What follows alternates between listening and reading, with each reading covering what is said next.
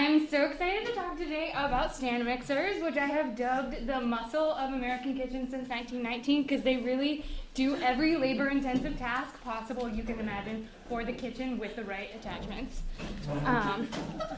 There you go. So I'm going to start a little bit by explaining why these were so necessary. Okay. So bread, if you made it by hand before, you know it takes a lot of vigorous kneading to get to a really good texture. Basically, kneading creates gluten, which allows gaseous yeast to expand during baking. If you don't knead it enough, the bread is not going to rise, and if you over-knead it, it's going to be tough, and that is what you want with some properly kneaded bread. It takes about 10 to 12 minutes to do a standard loaf by hand. So other things that are really necessary with stand mixers is that anytime you're going to be using eggs, cream, and butter, what you need to do is achieve the perfect texture in the fewest strokes possible at a really controlled temperature. This can be difficult to do by hand, especially things requiring stiff egg whites like meringues and macaroons. I don't want to live in a world without those. So before electric stand mixers, we had some mechanical options. The first one came out in 1856. By 1859, we had hand-operated egg beaters that look a little bit like ones you might have seen today. But the first thing dubbed as a mixer was in 1884 by Liz Johnson, who was an African-American inventor. So it not only beat eggs, but also mixed batches together. So Herbert Johnson is credited as the inventor of the stand mixer. Basically, he was already an engineer working at a food supply company, and he observed how labor-intensive it was to knead dough. Basically, it said that he saw a guy sweating profusely into a batch of dough, and while salt is good for some things, I'd rather it be additive and not sweated out. So after 7 years of R&D, he created the Hobart mixer, which is a huge 80 quarts of 20-gallon industrial mixer. It has a really powerful motor inside cast iron casing, and planetary motion means that it is moving a blade around and then also turning simultaneously. So basically, it was a huge game changer in terms of how much bread we could make. It's like that Bible story where Jesus has like the 2 fish and the 5 loaves and like feeds the whole crowd. I think that is what is happening in the pre and post stand mixer world. So it's 20 times more efficient. That's why they were standard equipment on all World War I Navy vessels. After World War I, they were really moving into the at-home market strategy with stand mixers, but it kept all the functions of a commercial version, during testing, apparently one person said, "I don't care what you call it, but I know it's the best KitchenAid I've ever had," which is when Hobart became the KitchenAid stand mixer line. So considering they were priced at $2,400 in 1919, their success was really going to hinge on being able to do pretty much everything that you would want in the kitchen. So these are all the 1919 attachments that it came with, and that's an ad from 1919 about all the stuff that it could do. So mixer, beat, whip, cut, cream, slice, chop, grind, strain, and freeze. But keep in mind, in 1920, that is what a kitchen looked like, and this basically looks like it's straight out of a factory. So it doesn't really fit into this 1920 kitchen, and it weighed 65 pounds.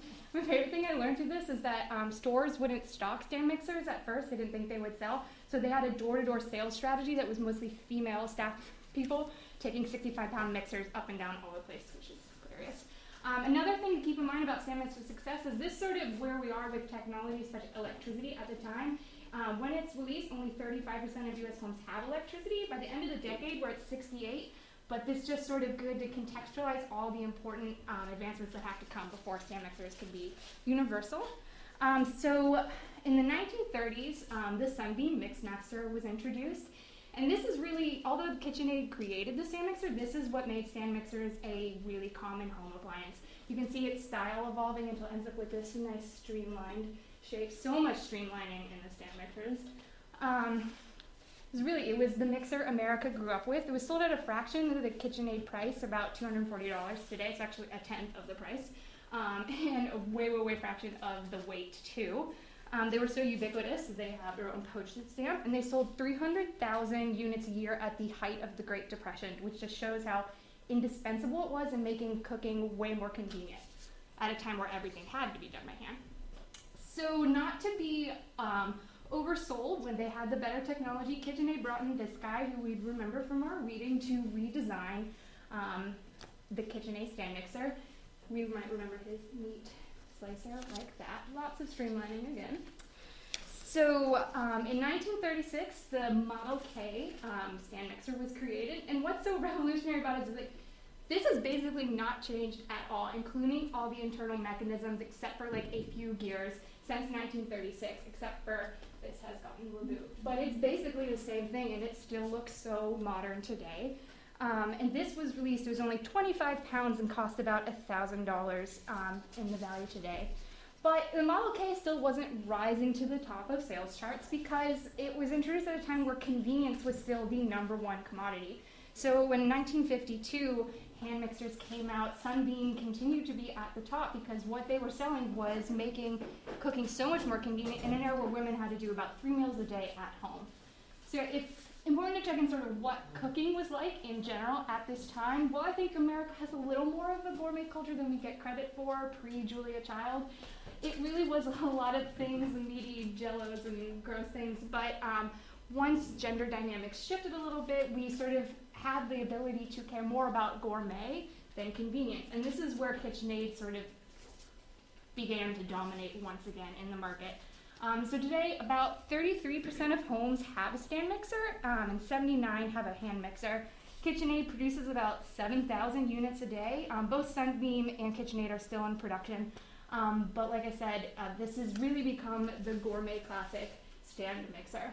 So not to get too sales pitchy, even though this is my favorite product in the world, you'll see pretty much any credible consumer product reviewing site will rank KitchenAid at the top of their list, and this is because really, while a lot of things can whip cream and cookie dough and do the basics, well, only KitchenAid stand mixers can really do bread well, which is what they were initially created for, and they refused to compromise on their brand integrity as they evolved. And then another thing, so I'm an Ohioan, every KitchenAid stand mixer has been made in Ohio. They've been committed to American manufacturing even today, and you can visit the KitchenAid Museum in Greenville, Ohio, so stop by your next way to Dayton.